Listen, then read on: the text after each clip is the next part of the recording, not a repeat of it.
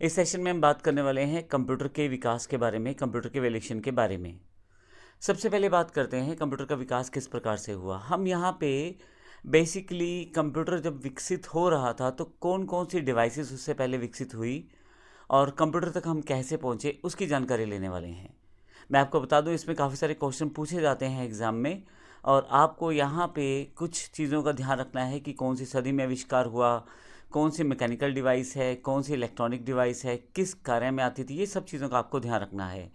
हालांकि जो हम सैम्पल क्वेश्चन आंसर की फ़ाइल देते हैं उसमें इस तरह के काफ़ी सारे क्वेश्चन पहले से ही शामिल है, तो आप उनको नीचे दी गई वेबसाइट से स्प्लैश जो होती है हमारी स्क्रीन पे वहाँ से डाउनलोड भी कर सकते हैं। तो आइए शुरू करते हैं।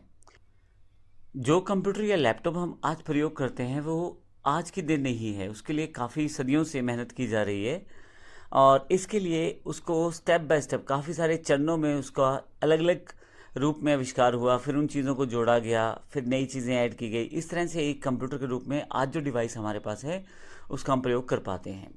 तो कंप्यूटर के विकास में सबसे इम्पोर्टेंट और पहला नाम एबेकस का है। यह कंप्यूटर के इतिहास का सबसे पुराना डिवाइस है। हालांकि ये बिल्कुल कंप्यूटर से मैच नहीं करता, यह एक मैकेनिकल डिवाइस होता है जिसमें एक तारों का फ्रेम होता है। इसे चाइना में 16वीं सदी में आविष्कृत किया गया था, यानी कि इसे बनाया गया था 16वीं सदी में चाइना में।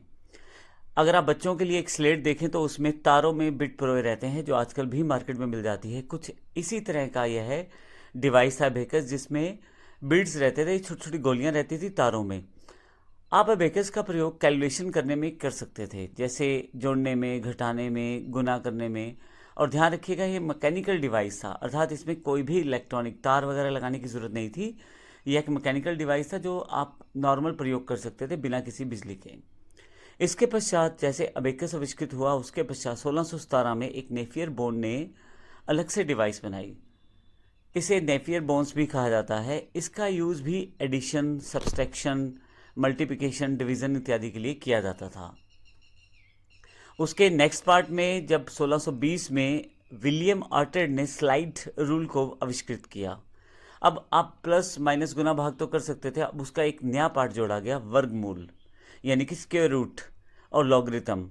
इसके अलावा ट्रिग्नोमेट्रिक फंक्शंस, इन सब के लिए आप स्लाइड रूल का प्रयोग कर सकते थे। विलियम आर्टेड ने 1620 में इसका आविष्कार किया था।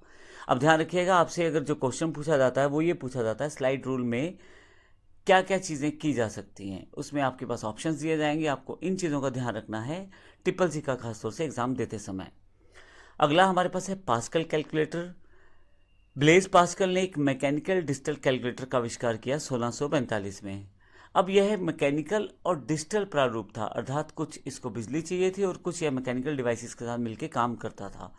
काम ये बेसिक ही कर पा रहा था, जैसे जोड़ना, घटाना, यानी कि एडिशन, सब्सट्रैक्शन इत्यादि। लेकिन मुख्य बात यह थी कि एक मैकेनिकल प्लस डिजिटल कैलकुलेटर था। इसके पश्चात एक मैकेनिकल कैलकुलेटर लाइबनिज ने आविष्कृत किया 1671 में, जिसका यूज़ फिर से एडिशन, सब्सट्रैक्शन, मल्टीप्लिकेशन, डिवीज़न के लिए किया था। लेकिन कहीं ना कहीं थोड़ा सा फास्ट था ये, और काम करने की गति इसमें बढ़ गई थी और काउंटिंग इत्यादि आप बड़ी फास्ट कर सकते थे इसमें।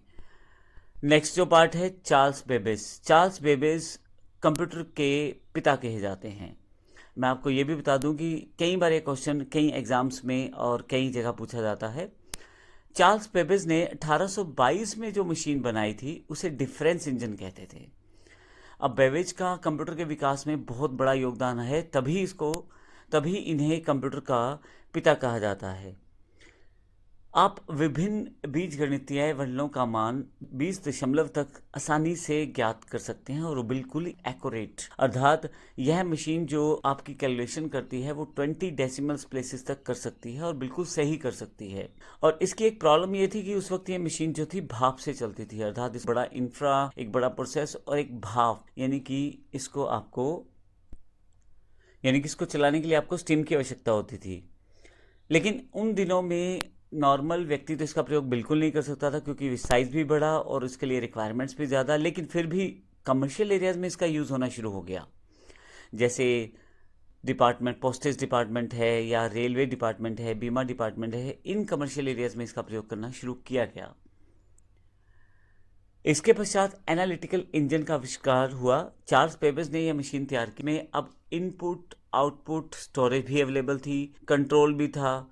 इन सबको मिला के एक मशीन आविष्कृत की गई जो ये कह सकते हैं कि आज के कंप्यूटर का एक बेसिक टेम्पलेट कहा जा सकता है, एक रफ प्रोसेस कहा जा सकता है, जिसमें आप मैथमेटिकल कार्य कर सकते थे, बल्कि अपनी जो आउटपुट आई है उसको स्टोर भी कर सकते हैं, उसको स्टोर भी कर सकते थे। और यह ऐसा पहली बार किसी डिवाइस में किया गया था। इसलिए मैंने पहले बोला था कि चार्ल्स बेबेज को कंप्यूटर का पिता कहा जाता है, क्योंकि यह मशीन जो थी अब थोड़ा सा आगे आ चुकी थी, जिसमें आपके पास इनपुट अवेलेबल थी, प्रोसेस आउटपुट अवेलेबल थी, स्टोरेज अवेलेबल थी, कंट्रोल अवेलेबल था। इन सब चीज़ों को बांट के एक इकट्ठा प्रोसेस तैयार किया गया, जिसमें अब मैथमेटिकल कार्य के अलावा भी आप स्टोरेज के रूप में अपनी आउटपुट को स्टोर कर सकते थे। नेक्स्ट जो था टेबुलेटिंग मशीन थी। 1880 में हार्मन हॉर्लेथ ने इसका आविष्कार किया था। यहाँ पे थोड़ा सा डिफरेंस इसने ये किया कि इंफॉर्मेशन को स्टोर करने के लिए पंच कार्ड का प्रयोग किया। यह एक पंच कार्ड होता है जिसमें छेद बन जाते थे। अब उन छेदों को पढ़ के ये डिसाइड किया जाता था कि इसमें डेटा क्या लिखा गया है। यह एक्चुअली एक मैकेनिकल टैबुलेटर पे आधारित था। इसमें आप इंफॉर्मेशन या डेटा को स्टोर कर सकते थे और इवन सॉर्ट भी कर सकते थे। 1896 में टैबलेटिंग मशीन जो कंपनी बनाई गई थी, उसमें 1924 में इंटरनेशनल बिजनेस मशीन बन गई। अर्थात जो IBM आज आप सुनते हैं, उसको 1924 में इंटरनेशनल बिजनेस मशीन्स के रूप में बनाया गया था। अगर हम आगे की बात करें तो नेक्स्ट फेज में हमारे पास बेसिक कंप्यूटर का एक ब्लॉक तैयार हो गया था कि हमें क्या क्या चाहिए होती है। अब हम आगे की बात करें तो हमारे पास कंप्यूटर के विकास में एक बेसिक ब्लॉक तैयार हो गया था कंप्यूटर का, कि इसमें एक इनपुट होना चाहिए, एक आउटपुट होना चाहिए, एक हमारे पास प्रोसेसिंग प्रोसेस होना चाहिए। अब मार्क 1 इस दिशा में एक पहला कदम और था। 1930 में ये मशीन विकसित की गई थी, लार्ज नंबर। यह पहली इलेक्ट्रोमैकेनिकल कैलकुलेशन मशीन थी, जिसका प्रयोग आप कैलकुलेशंस के लिए कर सकते थे, बड़े बड़े नंबर्स के कैलकुलेशंस के लिए। और सबसे इंपॉर्टेंट बात, ये इलेक्ट्रोमैकेनिकल अर्थात बिजली और मैकेनिकल प्रोसेस दोनों को इकट्ठा करके इस मशीन को बनाया गया था। ENIAC इसका आविष्कार 1946 में जे प्रेस्पर एक्रिट ने किया था और जॉन मॉसली ने किया था। इसका पूरा नाम electronic numerical integrator and computer था और यह वर्ल्ड का पहला इलेक्ट्रॉनिक कंप्यूटर था। तो पूछा जाता है कई बार आपके एग्जाम्स में, क्वेश्चंस में, कि पहला आपका इलेक्ट्रॉनिक कंप्यूटर कौन सा था, तो ENIAC का नाम वहाँ पे आता है। ध्यान रखिएगा, 1946 में आविष्कृत किया गया था। इसके बाद EDSEC का नाम आता है। इसका आविष्कार 1949 में मॉरिस वाइक्स ने किया था। इसका पूरा नाम electronic delay storage automatic calculator था। जहाँ पे इलेक्ट्रॉनिक और मैकेनिकल फंक्शंस को यहाँ पे तवज्जो दी गई, वहीं पे साथ में स्टोरेज के लिए भी यहाँ पे स्पेसिफिक प्लेस सेटअप किया गया। अर्थात यहाँ पे अब इंफॉर्मेशनल प्रोसेस को आप स्टोर भी कर सकते थे। तो इसका अर्थ ये हुआ, जो कंप्यूटर हम आज की डेट में प्रयोग करते हैं वो काफ़ी सालों, काफ़ी सदियों, काफ़ी दशकों की मेहनत का आउटपुट है, जिसमें काफ़ी सारे इसमें फेसेस थे जिसको हमने इस पूरे कंप्यूटर के इवोल्यूशन या विकास में देखा है। तो अगले सेशन में हम बात करने वाले हैं कंप्यूटर की जनरेशन्स की। एग्जैक्टली कंप्यूटर का जो जनरेशन है वो कौन कौन सी आई, किस तरह से चली, इसके भी काफ़ी सारे क्वेश्चन एग्जाम से पूछे जाते हैं। नेक्स्ट स्टेप पे हम इसको देखते हैं। धन्यवाद।